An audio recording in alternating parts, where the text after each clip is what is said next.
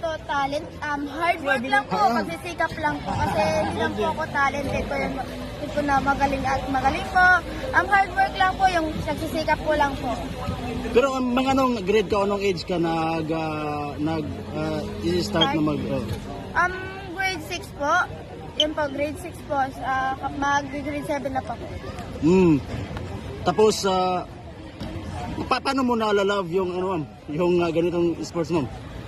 Sabihan po, kung love mo talaga yung sports mo, lahat gagawin mo para makuha mo yung goal mo. Gagawin mo lahat, yung mga challenges, kailangan ma-face mo, kailangan malampasan mo, gagawin mo lahat.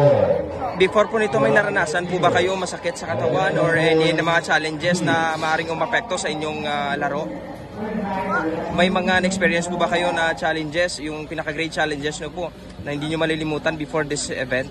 Opo, yung pa ako po, kasi mga last 2 weeks po, may iniinda po akong sakit dito sa paa kasi every time na malapit na po yung competition, hindi naman po lahat, may iniinda po ako na masakit, yung sa paa po. Pero nag-champion pa rin po kayo, kahit medyo masakit? Wala naman ngayon, thankful lang po ako kay Lord, grateful po ako, and all glory to God po. Oo.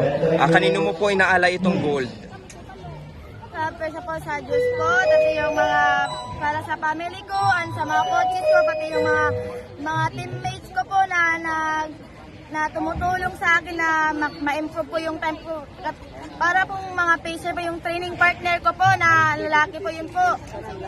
Yun po yung parang intense na training, yun po yung sabay kami, yung parang mga workout, yun po yung mga naghuhugot sa akin na para ako mas mag-improve yung time ko.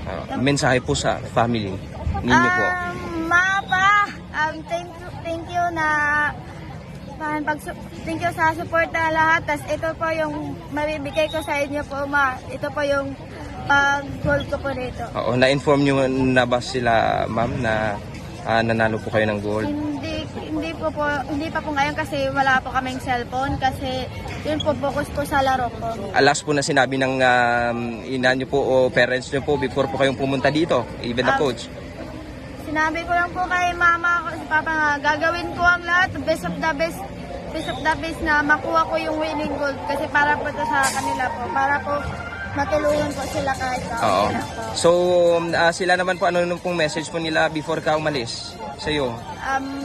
Sabi na, anak, mag-pray ka lang at manalig sa Diyos.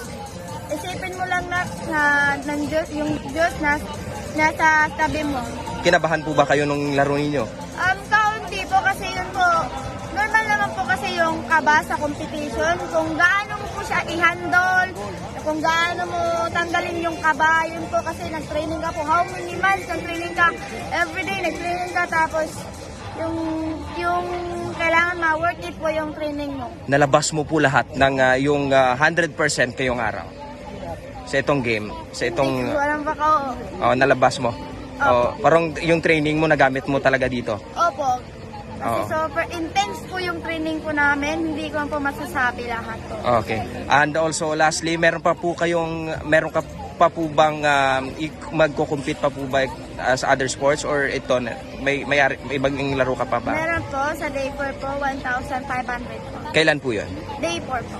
So nung last sa Ilocos Gold din po ba kayo doon? Opo, tapos yung 1,500 po, hindi po ako naka-place, hindi po ako naka-podium po. Sa ngayon, magpe-play ka ba? Opo, maglalaro po ako ng 1,500. Okay, sige.